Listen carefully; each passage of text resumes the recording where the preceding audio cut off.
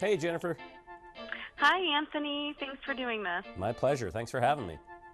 Sure. So first off, I think everyone just would want to know, how is it working with Rachel? Oh, it's great. I mean, Rach and I have been friends for close to a decade now, just by proxy of me doing her daytime talk show so many times. And, that the work ethic and the Italian American heritage, we became fast friends. But to be able to do a proper show with her, it was really cool. I mean, I've been telling folks, like, she's the lady you think she is. She rolls up her sleeves. She's not afraid to get in there and mix it up with folks.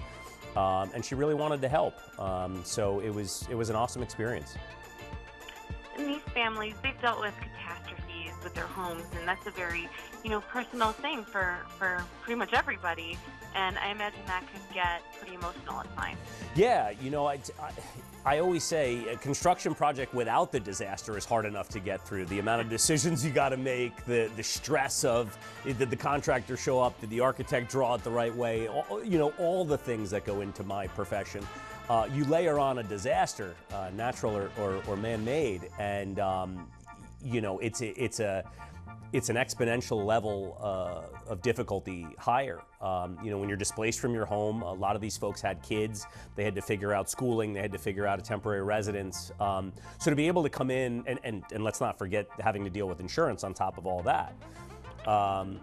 So to be able to come in and put my skill set to use for the greater good and really get these folks home in a timely manner was very special.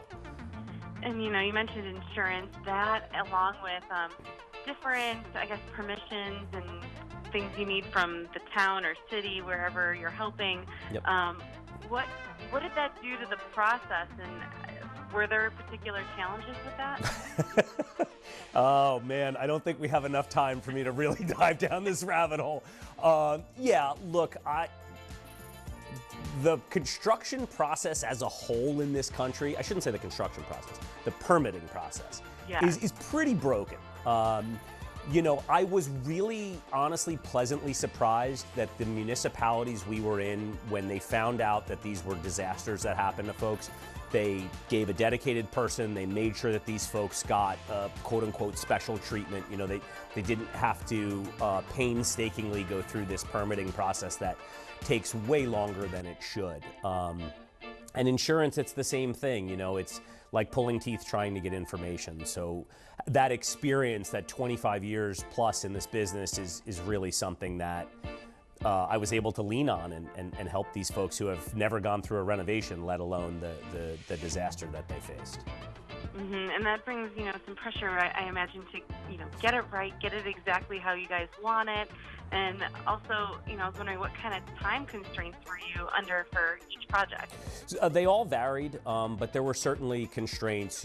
Most of them were around getting folks home so that the kids were settled before they went back to school, kind of thing. But really whatever it was, we just took all of the information. I built a schedule, worked with the contractors on site, worked with my team, coordinated with Rach, and we just made sure that everybody was going to get home when they needed to get home, no matter what we had to do to make it happen. Culminating with Rachel cooking a big old Rachael Ray meal in their kitchen to welcome them home. So it was really awesome. A lot of tears of joy. Yes. I imagine she must have a lot of input on the kitchen when it comes to these. Yeah, absolutely. But she knew as well as anybody that this was about getting folks home and not necessarily, let's take a wall down, let's move this. We very much needed to focus on what can we get done in the time that we have to get it done, make sure it's built to quality, supersize this build wherever we can, but also understand the constraints that we have to work within, and laser focused on getting these folks home. And what are you most excited for people at home to see? And do you have a favorite episode among the 10 that we're going to be experiencing? I think my favorite is probably the first one, which I don't know if it's the first one airing. So forgive me if it's out of order. But it was an episode that we did in Pennsylvania with Jerry. She was just an absolute force of positivity. And the contractor on that job, Matt, him and I really spoke the same language. So to be able to roll up our sleeves together and dive into that was really special. As far as folks at home, I think, given all that's going on in the world right now, having 30 minutes of TV that is just strictly positive, being able to watch people go through something difficult, but ultimately in the end triumph. It's a little break from all the insanity that we see day in and day out, and it brings a smile to your face. So that's something I'm definitely proud of. Oh, that's awesome. And would you be down to do this again for a second season? And is there any talk of that, or is it too early yet? Without a doubt, I would do it again. Anytime Rachel calls, I pick up the phone. And as far as a second season, TBD. The first one needs to air first. So October 23rd, it launches on Hulu. The more people that watch it, the better chance that we have for season 2. So let us know what you think, and we'll be on the social medias looking for comments. Awesome. Thank you so much for taking the time, and I can't wait to see it all unfold. Absolutely. Thanks, Jennifer.